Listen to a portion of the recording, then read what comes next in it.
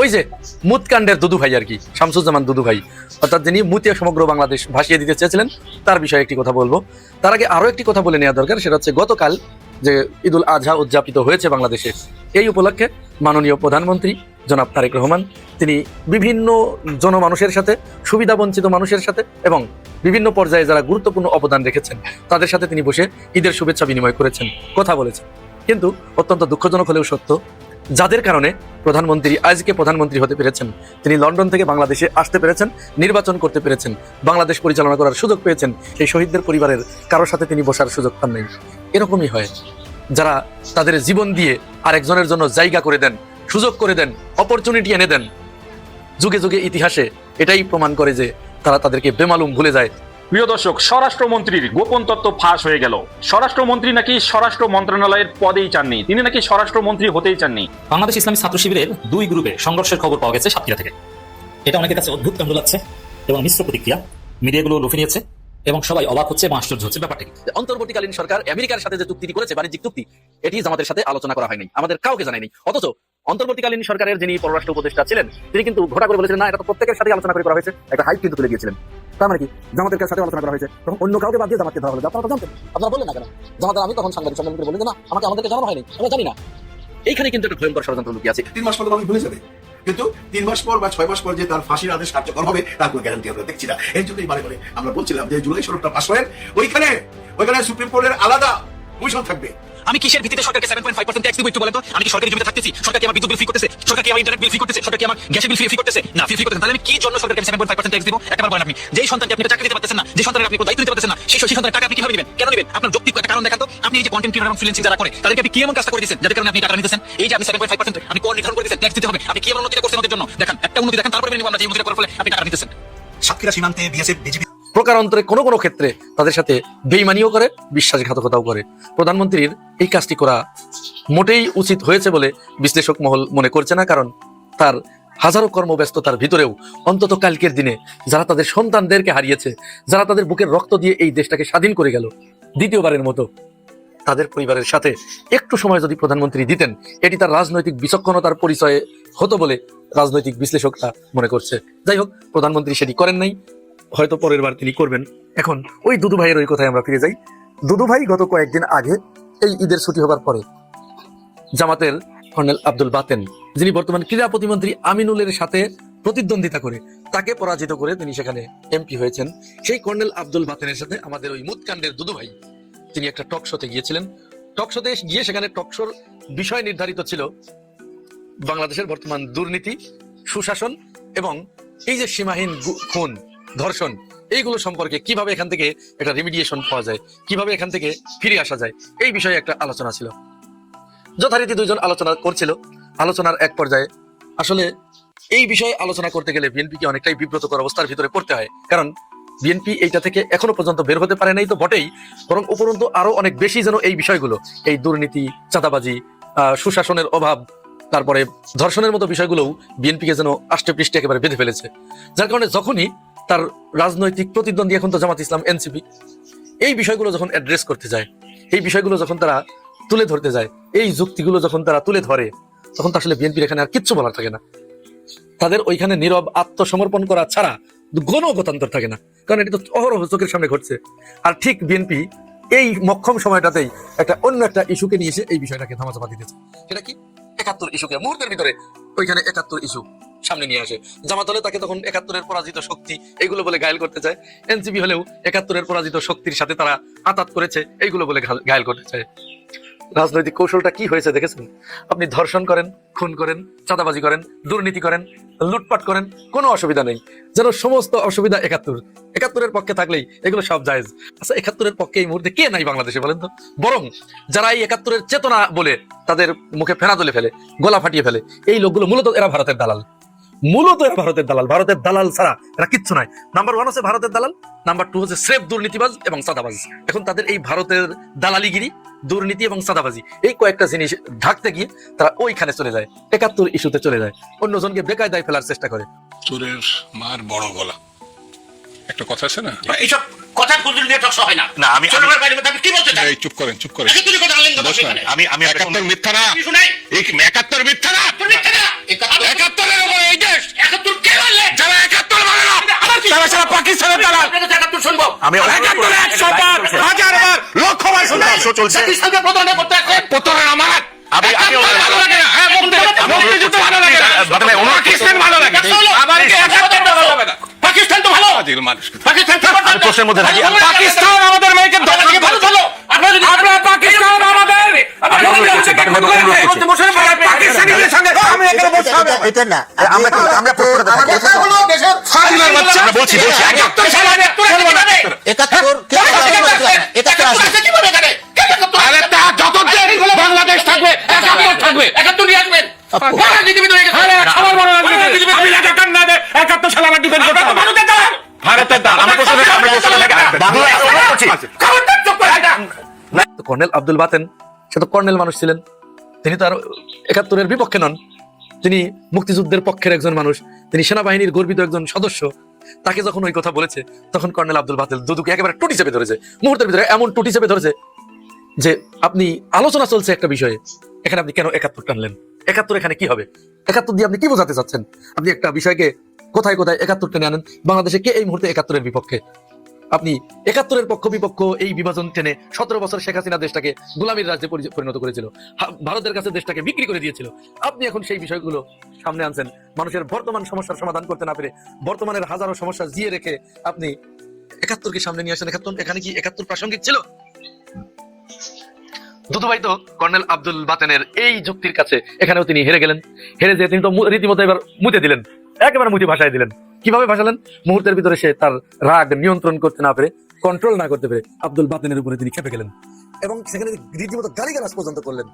সালা এরকম ভারতীয়, পুরো ভারতীয়, একেবারে ভারতীয় ভাষায় সালা। সালা কোন দেশের লোকে বলে?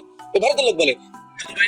যদি শিকড় অনুসন্ধান করতে যাওয়া যায় তার ভাষাতেই বলে দিচ্ছে সে ওই পারের লোক, সে এই পারের লোক নয়, সে বাংলাদেশের লোক নয়। সালা কোন শব্দ, কোন দেশের ভাষা? ওই দেশের ভাষা, ওই দেশের লোক সালা বলে। তখন সে কর্নেল আব্দুল বাতেনকে এইভাবে সালা 71, সালা পাকিস্তানের দালাল, এইভাবে পুরো ভারতীয় ভাষায়। পরে কর্নেল আব্দুল বাতেনকে তিনি আরো মারমুখী আচরণ যখন করলেন, বাতেন ভাই, বাতেন সাহেব তো ছেড়ে দেওয়া লোক নয়, বাতেন সাহেব তো ছেড়ে দেওয়া লোক নন। তিনি বলেন মুখ সামলিয়ে কথা বলবেন, আঙ্গুল নিচু করে কথা বলবেন। তার মানে দুদু যে সরকারি দলের কেউ আমরা চমড়া, এর কোনো পাত্তাই দেন নাই। দুদুকে তিনি একেবারে টুটি চেপে ধরে তাকে মুতিয়ে ছেড়েছেন ওখানে। এখন আমরা একটু বলি আসেন, এই যে দুদু আসলে কি মুক্তিযুদ্ধের কেউ না? এই দুদু কিন্তু মুক্তিযুদ্ধের পক্ষের শক্তি নয়। এই দুদু মুক্তিযুদ্ধ করেন নাই, মুক্তিযুদ্ধে অংশগ্রহণ করেন নাই। মুক্তিযুদ্ধের সময় তার বয়স 16 বছর এবং তিনি ওই সময় কমিউনিস্ট পার্টি করতেন। সেই পূর্ব পাকিস্তান কমিউনিস্ট পার্টির ওই সময় নাম ছিল জাতীয় ছাত্র দল। এরপরে তিনি স্বাধীনতার প্রায় 8 বছর পরে 1979 সালে তিনি বাংলাদেশ জাতীয়তাবাদী ছাত্র দল, এই দলে যোগদান করেন। ছাত্র দলে 1979 সালে ছাত্র দল প্রতিষ্ঠা হবার পরে আগে কি ছিল? আগে সে কিন্তু কমিউনিস্ট পার্টি করতো এবং তারা পূর্ব পাকিস্তানের রাজনীতিকে টিকিয়ে রাখার জন্য, ওই রাষ্ট্রের অখণ্ডতা চাওয়ার জন্য তারা ওই সময় মুক্তিযুদ্ধের বিরোধিতা করেছে। এমনকি এই পশ্চিম পাকিস্তান কমিউনিস্ট পার্টি অর্থাৎ এই জাতীয় ছাত্র দল যেটা দুদুভাই করতেন, এরা যে শুধু মুক্তিযুদ্ধের বিরোধিতা করেছে তাই নয়, স্বাধীনতার পরে, দেশ স্বাধীন হবার পরে এই দুদুভাইয়ের দল অর্থাৎ দুদুভাইয়েরা তারা জুলফিকার আলী ভুট্টোর কাছে ওই সময় চিঠি লিখে অস্ত্র চেয়েছিল আবার বাংলাদেশ এবং পাকিস্তানকে এক করার জন্য। এই সেই দুদু। আরো মজার ব্যাপার হচ্ছে এই দুদু 1991 সালে যখন বিএনপির সাথে জামাতের জোট ছিল তখন কিন্তু তিনি এই মুক্তিযুদ্ধ কার্ড খেলেন নাই, 71 কার্ড খেলেন নাই। কারণ কি? কারণ তখন তিনি ওই দলের এমপি ছিলেন। 2001 সালে জামাত বিএনপি জোট হবার পরেও দুদু ভাই কোনোদিন এই কার্ড খেলেন নাই। কারণ কি? তখনও বিএনপি জামাত জোট ছিল এবং তিনি ওই দলের এমপি ছিলেন। হঠাৎ করে 17 বছর পাঁচুটি খাওয়ার পরে, কানছুটি খাওয়ার পরে এখন বিএনপি ক্ষমতায় এসেছে, আর বিএনপি আর দুদু ভাই তো তার পদবি, তার এমপি তো কোনো কিছুই পান নাই, সবকিছু হারিয়েছেন, তার কোনো অর্জন নাই। তিনি এখন ব্যর্থ মনোরথ নিয়ে বিএনপির ভাঙা কলস বাজাতে গিয়ে তিনি এখন এইবার এই সময়ে এসে, যেহেতু তার দল তাকে মূল্যায়ন করে নাই, তিনি এমপি হতে পারেন নাই, তিনি মন্ত্রী পরিষদে জায়গা পান নাই টেকনোক্রেট কোটায়, এখন তিনি 71 কার্ড খেলছেন মূলত নিজের কিছু সস্তা ফাঁপা জনপ্রিয়তা দেখানোর জন্য, জনপ্রিয়তা পাবার জন্য। জনগণ কি মুৎকাণ্ডের দুদু ভাইয়ের এই সস্তা জনপ্রিয়তার ফাঁপা বলিতে বিভ্রান্ত হবে? প্রিয় ভাই বোনেরা, মন্তব্যের ঘরে জানাবেন আপনাদের মতামত। আর আপনি যদি আমার এই চ্যানেলে নতুন হয়ে থাকেন তাহলে চ্যানেলটি সাবস্ক্রাইব করে পাশে থাকবেন। আজ এ পর্যন্তই, ভালো থাকবেন, আল্লাহ হাফেজ। আর সড়ক পরিবহন ও সেতু মন্ত্রীর কর্মে পুরো বাংলাদেশে তোলপাড়। দর্শক, আমাদের কাছে কিছু ইশারা ইঙ্গিত আসে সর্বোচ্চ পর্যায় থেকে, কিছু গোয়েন্দা তথ্য আমরা পাই। সে অনুযায়ী কমপক্ষে 4 জন মন্ত্রীকে সরিয়ে দিতে পারেন কার্যক্রম। এটা পদত্যাগ হয়তো হবে না, তবে আমরা বলবো যে পদত্যাগ করতে বাধ্য করা। বাংলাদেশে আবার পদত্যাগ হয় অন্যভাবে, পদত্যাগ মানে নিজে পদত্যাগ, কিন্তু বাংলাদেশে পদত্যাগ নিজে হয় না। মন্ত্রীদের ক্ষেত্রে প্রধানমন্ত্রী বলেন যে তুমি পদত্যাগ করো, তারপর পদত্যাগ করে, যে প্রধানমন্ত্রীর নির্দেশে পদত্যাগ করছে। আরে ভাই, প্রধানমন্ত্রী সেটা তো এমনিতেই সরিয়ে দিতে পারে, সেখানে আবার পদত্যাগ করানোর দরকার থাকে। প্রধানমন্ত্রী যদি বলে যে তুমি মন্ত্রী নাই শেষ, কিন্তু না, ঘুরিয়ে পেঁচিয়ে খায়। প্রধানমন্ত্রী বলে যে তুমি পদত্যাগ করো, এর মানে পদত্যাগকে বা সরিয়ে দেওয়াটাকে ভিন্নভাবে উপস্থাপন করা হয়। তো এই জন্য আমি এই শব্দটাই ব্যবহার করবো যে আমাদের উচিত সেই কালচারে ফিরে আসা যে ব্যর্থতার দায় নিয়ে পদত্যাগ করা। প্রধানমন্ত্রী চাক বানা চায়, আর প্রধানমন্ত্রী চাইলে সেটা পরিবর্তন, পদত্যাগ বলে না। যেভাবেই হোক না কেন, পদত্যাগ বলে না, পরিবর্তন। কমপক্ষে 4 জন মন্ত্রীকে তার ব্যর্থতার জন্য তারেক রহমান সরিয়ে দিতে পারে। তার মধ্যে স্বরাষ্ট্রমন্ত্রী আছেন, সড়ক পরিবহন সেতুমন্ত্রী আছেন। এই দুজনের প্রতি মানুষ সবচেয়ে বেশি বিরক্ত। যদি প্রধানমন্ত্রীর প্রতি বিরক্ত, তারপরেও এখন প্রধানমন্ত্রী চাইলে তার পরিবর্তন করা যাবে না, কিন্তু মন্ত্রীদের পরিবর্তন করাটা সহজ। দেখেন, এই স্বরাষ্ট্রমন্ত্রী আইন শৃঙ্খলা পরিস্থিতি সামান্য উন্নতি ঘটাতে পারেনি। ইউনূসের আমলে যা ছিল তার চাইতে একটু উন্নতি হয়েছে কেউ বলতে পারে না, বরং তখনকার সময় আরো ভালো ছিলাম আমরা। কিন্তু এই স্বরাষ্ট্রমন্ত্রী দিয়ে কি করবো? তিনি তো স্বরাষ্ট্র মন্ত্রণালয় এফোর্টই দেন না। তিনি আছেন জুলাই সনদ নিয়ে, অমুক তমুক নিয়ে। তিনি আইন মন্ত্রণালয় ব্যাখ্যা দেন, অথচ বাংলাদেশের একজন মিনিস্টার আছে এবং পার্লামেন্টারি অ্যাফেয়ার্স মিনিস্টার আছে, অথচ law and parliamentary affairs deal করেন স্বরাষ্ট্রমন্ত্রী, আর নিজ মন্ত্রণালয় অবস্থা খারাপ। দর্শক, আর সড়ক পরিবহন সেতুমন্ত্রী মিথ্যা কথা, চাপাবাজি এবং বাস মালিকদের কাছ থেকে পার্সেন্টেজ খাওয়ার মতো অভিযোগ এবং এখনো চাঁদাবাজি করার মতো অভিযোগ তার বিরুদ্ধে আছে। আর বাস্তবে তিনি এগুলো না করলেও তার সম্পর্কে পারসেপশন হচ্ছে তিনি এখনো চাঁদাবাজি করেন, তাদের তাকে সরানোর একটা গুঞ্জন আছে। আর সালাউদ্দিন আহমেদকে সরানো হলেও তাকে এর চাইতেও বড় দায়িত্ব দেওয়া হবে, কিন্তু সড়ক পরিবহন মন্ত্রী এদেরকে হয়তো বা ডিমোট করা হবে। তো দর্শক, পররাষ্ট্রমন্ত্রীকে পরিবর্তন করা হতে পারে। যদি ডক্টর খলিল জাতিসংঘের সাধারণ পরিষদের সভাপতি নির্বাচিত হতে পারেন এবং হওয়ার সম্ভাবনা বেশি, তখন তিনি ওইটা নিয়েই থাকবেন, তখন তিনি পূর্ণকালীন দায়িত্ব পালন করবেন। তখন পররাষ্ট্রমন্ত্রী হিসেবে অন্য কাউকে দায়িত্ব দেওয়া হতে পারে, অর্থমন্ত্রীকেও চেঞ্জ করা হতে পারে, এটা সফল। বাট আমি খুশিকে পররাষ্ট্রমন্ত্রী বানালে অর্থমন্ত্রী আরেকজনকে বানানো হতে পারে, রেজাকে বিয়ে বা অন্য কাউকে ধার করতে পারে, সম্ভাবনা আছে। তাই পররাষ্ট্রমন্ত্রী ডক্টর খলিল বেশি দিন থাকবে না, একটা নির্দিষ্ট মেয়াদের জন্য তাকে নিয়োগ দেওয়া হয়েছে, এটা আপনাদের অবগতির জন্য জানাচ্ছি, স্থায়ী হবে না। ভিপি নূর, তার অবস্থা খারাপ, পারফরমেন্স অত্যন্ত দুর্বল, তাকেও সরিয়ে দেওয়া হতে পারে। এই কয়েকজনকে পারফরমেন্সের দুর্বলতার কারণে সরানোর প্রয়োজন রয়েছে এবং সরাতে পারে। ইশরাকের মন্ত্রিত্ব চলে যেতে পারে, এটা আবার ভিন্ন কারণ, এটা ইশরাকের ইচ্ছা। চাইলে যেমন ইশরাক যদি বলেন যে না, আমি ঢাকা দক্ষিণ সিটি কর্পোরেশন নির্বাচন করবো, আমি এমপি মন্ত্রীকে ছেড়ে দেবো। ইশরাক যদি শুধু মন্ত্রিত্ব ছাড়তে হবে না, তাকে এমপিত্ব ছাড়তে হবে, কারণ এমপি হিসেবে পদে থেকে সিটি কর্পোরেশন নির্বাচন করা যায় না। তিনি যদি ঝুঁকি নেন তাহলে তার পরিবর্তন হবে। এমনকি এই স্পিকার হাফিজুদ্দিন আহমেদ, তাকে পূর্ণ মেয়াদে তারেক রহমান রাখবেন না, রিজার্ভে কয়েকজন লোককে রেখে দিয়েছেন। একটা পর্যায়ে আলতাফ হোসেন চৌধুরী, ডক্টর মঈন খান, ডক্টর খন্দকার মোশাররফ হোসেন, এদেরকে কোনো না কোনো পদ দিবেন। তো এতে কিছু পরিবর্তন অবদল হবে। এবার আসেন স্বরাষ্ট্রমন্ত্রীর কাণ্ডটাকে। দেখেন, আমরা কোন বাংলাদেশে বাস করছি যেখানে একজন মুসলমান কোরবানির পশু কিনে কোরবানি দিতে পারে না, স্বরাষ্ট্রমন্ত্রী ঠেকিয়ে দেন। সেই ডোনাল্ড ট্রাম্প নামে গরু কোরবানি দিতে স্বরাষ্ট্রমন্ত্রী দিলেন না। বাস্তবে ডোনাল্ড ট্রাম্পের ভয় দেন না, এটা হচ্ছে সত্য কথা। এখন ওইটাকে দামাচাপা দিতে জাদুঘরে পাঠানো, অমুক তোমার একটা গরু, কি এমন বিরল জাত, এইটা বিরল জাত, এটা বন্যপ্রাণী আইন অনুযায়ী এটা কি বন্যপ্রাণী, পোষা প্রাণী, যার ব্যক্তিগত সম্পত্তি, আর এটা ওইভাবে রেয়ার কিছু না, এটা গরু, মহিষ, ওই জাত আরো আছে। তো ওইটাকে আপনি চিড়িয়াখানায় নিয়ে যাওয়ার সিদ্ধান্ত নিলেন। প্রথমে শুনলাম মানে এগুলো সব নাটক, যদি আসল করানো হতো এটা আগেই হতো। এটা এখন কেন মনে হলো কোরবানির আগ মুহূর্তে? ডোনাল্ড ট্রাম্প নাম দেওয়ার পরে কেন মনে হলো যে না? এবং ডোনাল্ড ট্রাম্প বা যুক্তরাষ্ট্রের কিন্তু প্রতিক্রিয়া আছে। ইরান এটা নিয়ে রাজনীতি করেছে, রাশিয়া করেছে, এবং বাংলাদেশের যারা গ্রিন কার্ড পাবেন আবেদনকারী, তাদের বিষয় নাকি ইউএস ইমিগ্রেশন বিভাগ কঠিন সিদ্ধান্ত নিয়েছে, অনেকের কপাল নাকি পড়েছে। মানে ডোনাল্ড ট্রাম্প নাকি ক্ষুব্ধ হয়েছে, এটা তো সরাসরি বলবেন না, হয়তো বা নানান ডিপ্লোম্যাটিক চ্যানেলে বা নানান ভাবে এটা জানিয়ে দিয়েছে যে তার নামে গরু, বা ইরান এটা নিয়ে ট্রল করে, এতে ক্ষুব্ধ। এতে বিএনপি সরকার ভয় পেয়েছে এবং আরো ভাইরাল হতো। এটা এপি থেকে শুরু করে সমস্ত গণমাধ্যমে এসেছে এই ডোনাল্ড ট্রাম্প গরুর নাম। এবং কোরবানি হলে তখন এইভাবে শিরোনাম হতো যে ডোনাল্ড ট্রাম্পকে কোরবানি দেওয়া হয়েছে, তখন আরো বেশি বিব্রতকর পরিস্থিতি হয়ে যেত। এটা তো ভেরি সিম্পল, এটা অধিকার আছে যুক্তরাষ্ট্রের গণতন্ত্র দেশের প্রেসিডেন্ট, এটা নিয়ে এনজয় করার কথা। এটা নিয়ে একটা হাসি তামাশার বিষয়, যেটা ব্যাখ্যা দিবেন, এটা মজার একটা হিউমার, কিন্তু না, তিনি কোরবানি দিতে দেন না। মানে কোরবানি দেওয়ার অধিকার ওই দেশে নাই, সরকার মানুষের কোরবানি দেওয়ার অধিকার কেড়ে নেয়, তার পছন্দ মতো অধিকার কেড়ে নেয়। হ্যাঁ, তিনি মালিক হয়তো নতুন কোন গরু কোরবানি দিয়েছেন বা দিবেন, কিন্তু তার মতো করে তো হলো না। এই যে কোরবানি দেওয়া ঠেকিয়ে দেওয়া, এটা অদ্ভুত কাণ্ড, এটা কোনো প্রয়োজন ছিল না। এখন চিড়িয়াখানা নেবেন, অমুক তমুক, এটা অবতা। সীমান্ত উত্তেজনা কোনো সাধারণ ঘটনা নয়। এই সীমান্ত উত্তেজনার পিছনে গভীর একটি ষড়যন্ত্র আছে, আর আজ এই ষড়যন্ত্রটা কি সেটাই প্রকাশ করব। তার আগে আমি জনাব তারেক রহমান সাহেবকে কিছু কথা বলবো। জনাব তারেক রহমান সাহেব যেদিন থেকে মনে করবেন বাংলাদেশ পাকিস্তানের সম্পর্ক বহির সম্পর্ক হয়ে গেছে, তাদের সাথে সম্পর্ক বিচ্ছিন্ন করা হয়েছে, সেই দিনে বাংলাদেশের স্বাধীনতার সার্বভৌমত্ব হুমকির মুখে পড়ে যাবে।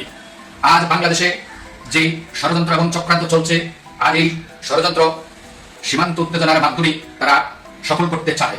সীমান্ত এই উত্তেজনা সাধারণ কোনো ঘটনা নয়, এখানে একটি গভীর ষড়যন্ত্র। সীমান্তকে উত্তেজনা করে জনাব তারেক রহমান সাহেবকে মেসেজ দেওয়া হচ্ছে, যদি তারেক রহমান সাহেব আপনি ভারতের কথা মতো না চলেন, লন্ডনে যে চুক্তি হয়েছে এই চুক্তি কথার মধ্যে না থাকেন, তাহলে আমরা ফ্যাসিস্টকে বাংলাদেশে ঢুকাবো। সেই জন্য আজ সীমান্তে চরম উত্তেজনা বিরাজ করছে।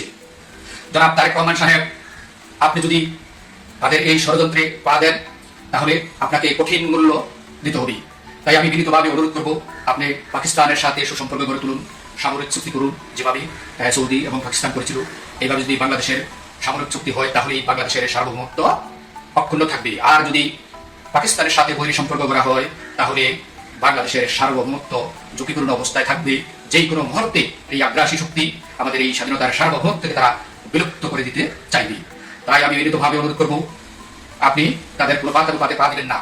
যখনই জনাব তারেক রহমান সাহেব চায়না এবং পাকিস্তানের সাথে সহযোগিতার মাধ্যমে দেশকে এগিয়ে নিয়ে যাওয়া হচ্ছে, তখন এই ষড়যন্ত্র করে জনাব তারেক রহমান সাহেবকে মেসেজ দেওয়া হচ্ছে। আর এই বিএনপির মধ্যে সবচেয়ে মির্জাপুরি করছে শামসুজ্জামান দুদু, মির্জা ফখরুল, তারপরে আরো অনেক বড় বড় নেতা, তারা জনাব তারেক রহমান সাহেবকে কানে ফোঁস করছেন যে আমরা ভারতের সহযোগিতা ছাড়া ক্ষমতায় টিকে থাকতে পারবো না, আমরা যদি ভারতের সহযোগিতা না নিই তাহলে জামাত ইসলাম ক্ষমতায় যাবে। এই ধরনের কান ফোঁস করা হচ্ছে তাকে বিভিন্নভাবে চায়না এবং পাকিস্তানের সাথে সুসম্পর্ক গড়া থেকে বিরত রাখার জন্য ভারতের এই চক্রান্তে এই সীমান্ত উত্তেজনার সৃষ্টি করা হয়েছে। এটা শুধু একটি মেসেজ, সীমান্ত উত্তেজনা মানে আমরা যদি আমাদের কথা তোমরা না থাকো, আমাদের কথা মতো না চলো, তাহলে আমরা আমার এই দেশে ফ্যাসিস্টকে ফেরাবো, পুনঃপ্রতিষ্ঠা করবো। তাই বিএনপির বৃহৎ একটি অংশ তারা যারা তারেক রহমান সাহেবকে কুপরামর্শ দিচ্ছেন যাতে তিনি ভারতের সাথে সুসম্পর্ক গড়ে তুলে ভারতের দাসত্ব এই জাতির গায়ে চাপিয়ে দেয়। আমি সাবধান করে দিয়ে বলে দিতে চাই, ওই সমস্ত দালালদেরকে যদি বাংলাদেশের দিকে এই ফ্যাসিস্টকে এনে বাংলাদেশকে অস্তিত্বশীল করা হয় তাহলে একটা দালালকেও ছাড় দেওয়া হবে না। এই বাংলার মাটি থেকে ভারতীয় দালালদেরকে আমরা চিরতরে উৎখাত করবো ইনশাআল্লাহ। আমাদের ডক্টর ইউনূস স্যার ভাই কি বুদ্ধিমান লোক, আগেই বুঝতে পারে সিচুয়েশন কি হবে। ধরেন উনি যদি ঢাকায় থাকতো আজকে তো এখানে নামাজ পড়তে যাইতো, কোথায় দাঁড়াইতো? নিশ্চয়ই প্রধানমন্ত্রীর পাশে, আরেক পাশে কে থাকতো? মাননীয় রাষ্ট্রপতি। তার মানে কি প্রধানমন্ত্রী ডক্টর ইউনূস এবং রাষ্ট্রপতি শাহাবুদ্দিন সাহেব এক ফ্রেমের মধ্যে চলে আসলো। ওই এক ফ্রেমের মধ্যে আসতে চায় নাই, যার জন্য একদিন আগেই চলে গেছে। সবাই বলতেছে এই যাওয়াই শেষ যাওয়া, আর দেখা হবে না, আর ফেরত আসবে না। আপনারা কি মনে করেন না ওনারে দেখেন নাই? যখনই মামলার ডেট পড়তো, ওই শেখ হাসিনার আমলে ডেট পড়তো যেদিনই, তার আগের দিনই উইরা চলে আসতো বাংলাদেশে। পৃথিবীর যেখানেই থাকুক না কেন, না আসলে কি হতো? ঘোড়ার ডিম হতো। পালিয়ে যাওয়ার মতো মানুষ তো না, পালিয়ে যাওয়ার লোক না। আপনারা খামাখা বুঝছেন এসব কথাবার্তা বইলা, যত রকমই আপনারা ওনারে পচাইতে চান না কেন, উনি পৌঁছবে না। দেখেন নাই এই ঈদগাহ যাওয়ার ভয়ে কিন্তু আমার মনে হয়, ব্যক্তিগত ধারণা, এই ঈদগাতে এক ফ্রেমে যাওয়ার ভয় ফ্রান্সে চলে গেছে। বুদ্ধি খেলাইছে ভাই, বুদ্ধি খেলাইছে। এক ফ্রেমে কেন ধরা দিবে? উনি তো ওনাকে পছন্দ করে না, মাননীয় রাষ্ট্রপতিকে উনি পছন্দ করে না। রাষ্ট্রপতি নিজে বলছে না আমার 18 মাস আটকায় রাখছে, আমাকে নামাজ পড়তে যাইতে দেয় নাই। তার মানে কি এক ফ্রেমে দাঁড়াবে না বলেই ফ্রান্সে চলে গেছে? এটা আমি ধরে নেবো। আর এটাই যদি সত্যি হয় তাহলে এই জুলাইয়ের সাথেই তো আছে ডক্টর ইউনূস। ভুল বললাম? নিশ্চয়ই ভুল বলি নাই। আগামীতে ভবিষ্যতে আরো প্রমাণ হবে জুলাইয়ের সাথে আছে না জুলাইয়ের সাথে বেইমানি করছে। ওই যে চুক্তিপত্র করছিল ডক্টর ইউনূস 3 দিন আগে, ওইটা নিয়ে দেখলাম ভাই মিছিল মিটিং হইতাছে। ওনাকে ঝুলাইতে হবে, ওনার বিচার করতে হবে, ওনাকে অ্যারেস্ট করতে হবে, ওনাকে ঝুলাই দিতে চায়। চিন্তা করেন, কারণ উনি এই দেশকে বিক্রি করে দিছে। বিক্রি করুক আর যাই করুক, সবই ধীরে ধীরে প্রকাশ পাবে কতটুক বেচলো আর কতটুক কিনলো। কিন্তু একটা জিনিস প্রমাণ হয়ে গেল, বর্তমান সরকারের সবচেয়ে ভালো সম্পর্ক আমেরিকার সাথে। দেখেন আমাদের সঙ্গে কতটা ভালো সম্পর্ক। ডোনাল্ড ট্রাম্প নামে একটা মহিষকে এই ঈদে কোরবানি করতে চাইছিল, সেটাও কোরবানি হইল না। কেন হইল না? কারণ ওনার নাম ডোনাল্ড ট্রাম্প, ওই মহিষের নাম ডোনাল্ড ট্রাম্প, যার জন্য ওনাকে আর কোরবানিতে আনা হলো না। সরকার নিজেই আগে আসলো, আমাদের মাননীয় স্বরাষ্ট্রমন্ত্রী নিজেই আগে গেছে এবং সরকারি টাকা ওই মহিষকে কিনা, মানে ওই ডোনাল্ড ট্রাম্পকে কিনা এখন চিড়িয়াখানার মধ্যে রাখছে সবাইকে দেখার জন্য। আর এটা সঙ্গে সঙ্গে রয়টার্সের নিউজ হয়ে গেছে। আবার রয়টার্সের ওই নিউজটা শেয়ার করতেছে পৃথিবীর সমস্ত বড় বড় চ্যানেলগুলো, সারা পৃথিবীতে ছড়ায় গেল যে ডোনাল্ড ট্রাম্পকে কোরবানি দেওয়া হয় নাই। তাকে সরকার, মানে বর্তমান যে সরকার আছে আমাদের তারেক রহমান সাহেবের সরকার, ওই ডোনাল্ড ট্রাম্পকে মৃত্যুর হাত থেকে বাঁচাই নিয়ে চিড়িয়াখানায় রাখছে। এখন সরকার এটাকে লালন পালন করবে। এরকম একটা বার্তা চলে গেল। ব্যক্তিগতভাবে আমার যদি জিজ্ঞাসা, আমি বলবো ভাই এটা স্মার্টলি একটা খেলা খেলছে আমাদের স্বরাষ্ট্রমন্ত্রী সালাউদ্দিন সাহেব। হ্যাঁ, একটা স্মার্টলি খেলা খেলছে। উনি কি বলছে? উনি বলছে যে এটা কোরবানি দিতে গেলে ওখানে হই হুল্লোড় হইতে পারে, মানুষজন জমা হইতে পারে, ওখানে বড় ধরনের কোনো বিশৃঙ্খলা হইতে পারে, এরকম একটা অজুহাত দেখাইছে। আরেকটা বড় অজুহাত দেখাইছে কি, এই মহিষটা হচ্ছে আলগোনা বংশের। আলগোনা নামে একটা বংশ আছে, মহিষের উচ্চ বংশ, ওই বংশের মহিষ এটা। কিন্তু এই ব্যাপারটা তো চলতেছিল গত 1 মাস যাবত, গত 3 সপ্তাহ থেকে 1 মাস যাবত পুরো ভাইরাল হয়ে গেছিল। এর মধ্যে কিন্তু আন্তর্জাতিক মিডিয়াতে ভাইরাল হয়ে গেছে। তখনও কিন্তু সরকারের চোখে পড়ে নাই এটা আলবেনা বংশের মহিষ, তখনও চোখে পড়ে নাই। কখন চোখে পড়ছে? ঠিক ঈদের একদিন আগে, মানে ছুরিটা যখন যাবে ওই গলার কাছে, তার আগেই মনে পড়ছে এটা আলবেনা বংশের। এই মনে পড়াটা যদি পশু সম্পদ মন্ত্রী যে আছে তার যদি মনে পড়তো, এক কথা মনে পড়ছে কার? আমাদের স্বরাষ্ট্রমন্ত্রী। আর স্বরাষ্ট্রমন্ত্রীরে আমার মনে হয় নিশ্চয়ই আমাদের খলিলুর রহমান সাহেব অ্যাডভাইস করছে যে তাড়াতাড়ি এটা বন্ধ করেন। কারণ এইটা যদি জবাই হয়ে যায় তাহলে ওই যে পার্শ্ববর্তী দেশের থেকে সমস্ত মিডিয়া ঝামেলা করবে যে বাংলাদেশের ডোনাল্ড ট্রাম্পকে জবাই করে দিছে। হ্যাঁ, বাংলাদেশের জঙ্গলি মোল্লারা, ওনারা এইভাবেই তো নিউজটা করতো। ওই মোল্লারা ওই ডোনাল্ড ট্রাম্পকে জবাই করে দিছে, কুরবানি দিয়ে দিছে, এরকম একটা বয়ান তৈরি করতো। আর এই বয়ানটা ওই যে ওনার মাথায় যদি যেত, ডোনাল্ড ট্রাম্পের মাথায়, এমনি ভাই মোটা মাথার মানুষ, গরম মাথার মানুষ, রেসলিং থেকে আইছে, মারামারি করার অভ্যাস, তার মাথার মধ্যে যদি ঢুকাই দিত, দেখেন আপনারা কিভাবে অপমান করছে, অথচ আপনার সাথে চুক্তিপত্র কইরা ওরা সরকারে আসছে। এখন এটা কোনো কাজ করলো, তখন কিন্তু একটা বিরাট ঘটনা ঘটে যেতে পারতো। কারণ ওনার যদি মিজাজ খারাপ হয়ে যেত যে এত বড় স্পর্ধা, তখন তো ভাই 12টা বাজায় দিত। কারণ আমরা তো শুনতেছি ওই আমেরিকায় নাকি সরকার টরকার সবকিছু বসায়, এখানে এক আমেরিকার কথা শুনি আর না হয় ভারতের কথা শুনি। কিন্তু এটা যে আমেরিকায় বসাইছে এটা সবচেয়ে বেশি বোঝা যায় কখন জানেন? যখন আমাদের ওই যে দুদু সাহেব আইসা কথা বলে, বিএনপির বিশাল বড় নেতা দুদু সাহেব, ওই দুদু সাহেব যখন বলে, দুদু সাহেব তো চিনছেন, ওই যে হিসুকেরা ভাষায় দিবে, বঙ্গোপসাগরে ভাষায় নিয়ে যাবে, যে কথাটা বইলা ভাইরাল হয়েছিল, ওনার নাম দুদু সাহেব। উনি কি বলতেছে? উনি বলতেছে যে কোনো নির্বাচিত সরকার আসুক না কেন, আমেরিকার সাথে সমঝোতা কইরাই তাকে চলতে হবে, ক্ষমতায় থাকতে হবে। ফটো কার্ডে আছে, আমি ফটো কার্ডটা দেখাই দেবো। মজার ব্যাপার, নির্বাচিত সরকার যে আসুক না কেন